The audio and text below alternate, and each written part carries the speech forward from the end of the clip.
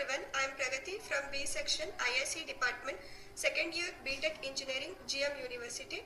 Today I am going to present a course about operating system guided by Dr. Shivanagowda GM sir. Our course code is UE23CS2306. I am going to explain about basic process termination. Now let me introduce my teammates.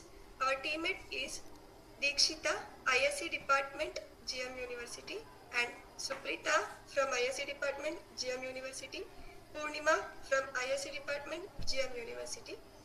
Now let me introduce our topic. Our topic is basic process termination. Basic process termination refers to the process where a child process completes its execution and exits. In this scenario, each child process displays its process ID, means PID, and immediately terminates using the exit system call. This ensures that the child process does not continue to consume the resources unnecessarily. Proper termination of process is essential for maintaining the system stability and efficient resource management. Now let's start with the code. Our code should be shared by Suprita. Please share the code. Now let's start with the code. This program demonstrates the creation of child process using the fork system called in an infinite loop. Below an explanation of each line. First, #include stdio.h includes the standard input-output library to use the functions like a printf for an output. Then, #include unique.std.h includes the POSIX operating system API, which provides access to the fork, get PID, and exit functions. Then, in #include sys bar types.h provides the data types like PID underscore T, process ID that are used in the system calls. Then, #include stdlib.h includes the functions like a exit to terminate the program, and int main, the entry point of the program. Then, while one, an infinite loop that ensures the program keeps running indefinitely. Then, PID underscore T, PID is equal to fork. Fork creates a new process. The return value 0 indicates that the child process. Positive value means indicates that the parent process, with the value being the PID of the child. Negative value, which is indicates the failure of create a process. Then the further part will be continued by our teammate Dikshita. Thank you. I am Dikshita, branch ISC from B section. If PID less than 0, checks if a fork system called failed. P error fork failed. If fork fails, the prints an error message. System runs out the process resources. Exit 1 terminates the program with a non-zero exit stated including an error. Else if PID is equals to 0, execute the block only in the child process. Printf child process PID %d #n get PID prints the PID of the child process. The get PID functions fetches the process own PID. Exit 0 ensures the child process terminate after executing it starts. This avoids from the entering the infinite loop and creations its own child process. Ends if else block. Next will be continued by Suprita. Thank you, Dikshita. I am Suprita from ISC department. Today I am going to explain the topic basic process termination in Windows operating system. Now let's start the code.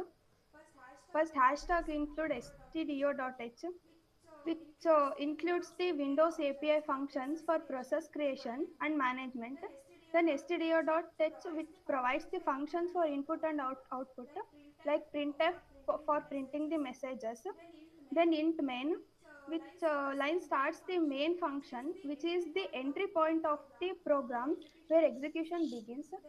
Then while this creates an infinite loop that will repeatedly execute the code inside it.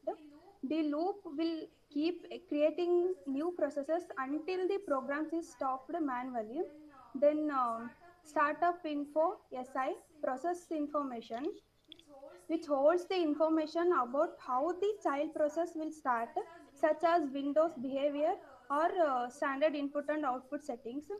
Then zero memory si0 si, which initializes the structure to ensure they do not contain any garbage values. Then it sets the CB fields in startup info to its size, which is the required field when using create process. Then zero memory, which clears the process information structure. Then if create process null child program exe null, null false 0, null and si and pi. Here, the null first parameter is for a program name, but it's not used here since we specify the program in the second parameter. Child program dot exe specifies the program to run. Then null here security attributes are passed for the process or a thread. Then false, the new process will not inherit the handles from the parent process. Then 0, here no special creation flags are set for the process. Then null, the environment blocks is not specified. Then si, a pointer to the startup info structure, which is used to define the process startup settings. Then pi, a pointer to the process information structure, which will receive information about the newly created process. Then next part of the code will be continued by Purnima. Thank you, Suprita. I am Poonima from B section ISC department. The next line is printf create process failed percentage %d slash n get lost error. This line purpose is if creates process was successful, the process ID of the newly created process is printed. P return 1 access the process ID of the created process from the process information structure. The next line printf child process PID id slash n pi dot dw processor id. This purpose is access the process ID of the created process from the process information. Then the close handle pi dot h process and close handle pi h dot h thread. This explains the close the handles to the process and thread that were created, the handle to the main thread of the created process. The last line return 0. The program exists with a return code of 0 indicating successful completion. However, since the loop is infinite, this line is never reached under normal execution.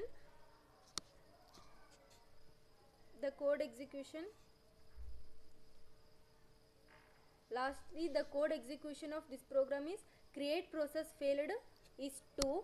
Lastly, the conclusion of this program is both Windows and Linux are capable of handling basic process termination efficiently.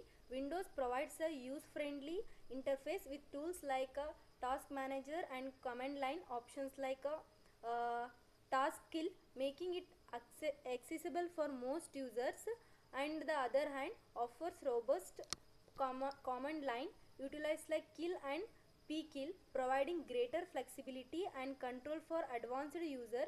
The choice between the two depends on user preference, basic specific user case. Thank you. Thank you, Purnima. Thank you, guys. And thank you, everyone, for watching this video. Thank you for our course coordinator, Shivanagowda sir, for giving this beautiful opportunity. Thank you.